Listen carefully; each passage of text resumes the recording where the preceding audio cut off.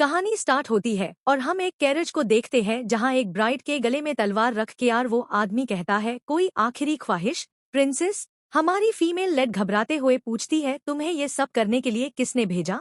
अब जब तुम मरने ही वाली हो तो मैं तुम्हारा सवाल एक आखिरी तोहफे के तौर पर जवाब दे देता हूँ।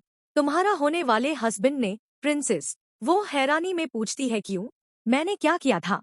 मुझे माफ करना, लेकिन इसका मेरे पास कोई जवाब नहीं है।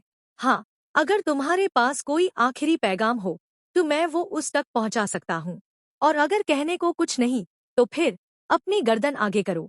वो तलवार को हिम्मत के साथ पकड़ती हुए कहती है, उससे ये कह देना, उससे कहना कि मैं इस दुनिया से कभी नहीं जाऊंगी जब तक उसे अपने साथ जहन्नुम तक घसीट ना लूं।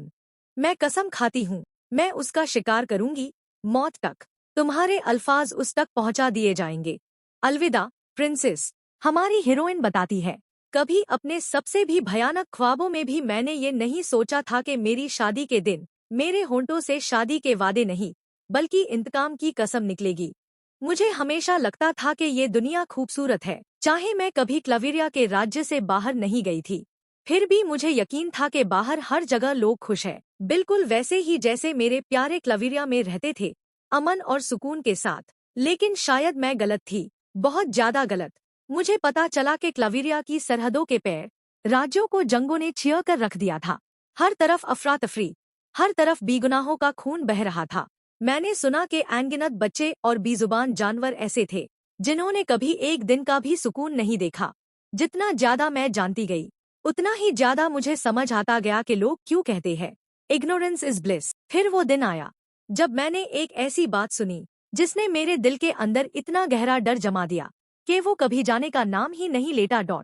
वो दो आदमियों को बात करते सुनती है, क्लवेरिया वास्तव में बचा हुआ आखिरी शांतिपूर्ण जन्नत है, और यही वजह है कि मुझे ही सच से डर लगता है कि एक दिन ये राजी भी बाकी सभी राजी की तरह अराजकता में डूब जाएगा। उस दिन के बाद से मुझे अक्सर डरावने ख्वाब आने लगे, क्लवेरिया को बर्बाद होता हुआ देखने के।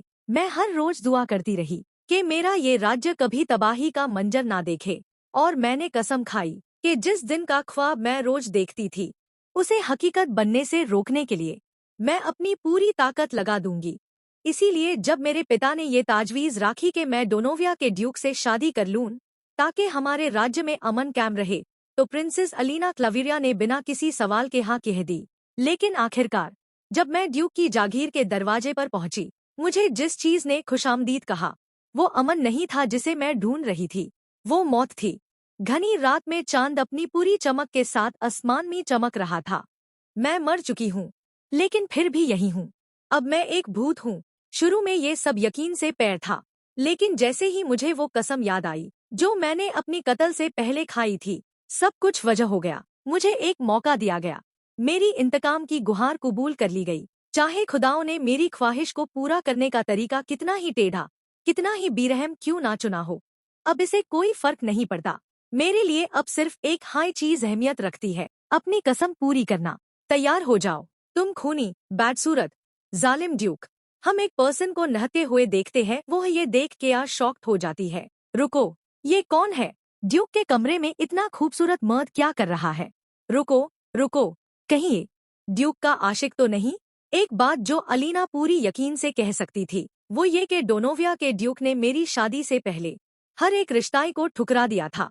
उसे कभी किसी आशिक के साथ नहीं देखा गया, न ही उसके किसी तल्लुक की अफवाह सुनी गई। अफवाहों के मुताबिक ड्यूक कभी किसी औरत के साथ तन्हा नहीं होता था, वो हमेशा अपने मर्द शाही सिपाहियों से घिरा रहता। असल में ओराटोन में ड्यूक की बीरगबती इतनी मशहूर हो चुकी थी कि ये कई दरबारियों के लिए बहस का मौजू बन गई थी। कुछ लोग तो ये भी कहते थे कि ड्यूक को औरतों में कोई दिलचस्पी ही नहीं बल्कि मर्दों में है। या खुदा, तो मतलब अफवाहें शुरू से ही सच थी। आखिर कौन नहीं चाहेगा ऐसे मर्द को अपना आशिक बनाना? वह चौंक कर उसकी आंखों के सुनहरे रंग को नोट करती है। वो आंखें इस दुनिया की नहीं लगती, परियों के सुनहरी रंग जैसी चमक। पूरे राज्य में सिर्फ एक हाई शख्स है जिसकी आंखें ऐसी है, वो किसी और की नहीं, डोनोविया के ड्यूक की है, मेरे कत्ल का साजिश करता। वो शख्स जिसे मैं जहन्नुम के सबसे गहरे गड्ढे तक घसीटने की कसम खा चुकी हूँ। हमारे मेल लीड के बारे में बताते हैं, ड्यूक कस्टियल डोनोवियन, डोनोविया का ड्यूक, अमीर और बेहद वसी डोनोविया डची का हुक्मरान। क्लाविरिया के पूरे राज्य में सबसे ज्यादा खौफनाक आदमी माना जाता है। उसे क्लाविरिया की तारीख का सबसे बड़ा योद्धा भी कहा जाता है। हालांकि हाउस डोनोवियन ने पहले भी कई जंगजू हीरोज पैदा किए थे, लेकिन कहा जाता है कि मौजूदा ड्यूक ने सबको हैरा कर दिया, यहाँ तक के मशहूर जनरल कियर डोनोवियन को भी। इसी वजह से सब लोग उससे डरते थे, यहाँ तक के बादशाह भी। ड्यूक को क्लाविरिया की सरहदों के पार अनगिनत जंगों में भेजा गया, और हर बार बादशाह दिल ही दिल में दुआ करता कि शायद इस दफा वो जिंदा वापस ना आए। लेकिन हर बार ड्यूक वापस लौट आता, जिंदा और फतेह के साथ। क्लाविरिया के लोगों के लिए ड्यूक कस्तियल डोनोवियन सबसे बड़ा हीरो था, इंसानों के बीच एक देवता जैसा। मगर बादशाह के लिए वो एक खतरा था, तख्त के लिए सबसे बड़ा खतरा। ये ही वजह थी कि ये मुतनाजा ड्यूक कभी दावतों में शामिल नहीं होता था, ना हाई क्लाविरिया के सरकारी त्योहारों में नजर आता। इसलिए ये बात मशहूर थी कि अगर कभी ड्यूक ऑफ डोनोविया को क्लाविरिया के कैपिटल में देखा जाए तो इसका सिर्फ एक ही मतलब होता, उसे जंग पार भेजा जा रहा है। और इसी वजह से मैं कभी ड्यूक से आमने सामने नहीं मिली। मैंने उसे सिर्फ 2 बार देखा था, और दोनों मर्तबा सिर्फ दूर से। डू लेडीज आपस में कहती है, मैं बस इतना चाहती थी कि एक बार उसका चेहरा बिना आस मास्क के देख सकूं। छोड़ दूं लेडी एडिथ, तुमने सुना नहीं कि ड्यूक कभी किसी को अपना चेहरा क्यों नहीं दिखता? सुना है कि उसके चेहरे का नीचे वाला हिस्सा बहुत बुरी तरह से बिगड़ चुका है, इसीलिए वो उसे छुपता है। क्या हैरत की बात है कि इतने खूबसूरत चेहरे के नीचे एक दरिंदा छुपा हुआ हो। लेकिन अफसोस ड्यूक, तुम्हारी खूबसूरती मुझे नहीं बचा सकती। मुझे इसे कोई फर्क नहीं पड़ता कि तुम मेरी जिंदगी का सबसे हसीन मर्द हो या नहीं, तुम फिर भी मेरे हाथों मारोगे। वो उसकी तरफ कदम बढ़ाते हुए आ रहा होता है। ये देखकर वह सोचती है, रुको, कहीं ये मुझे देख तो नहीं रहा? ये आदमी, क्या ये एक भूत को देख सकता है?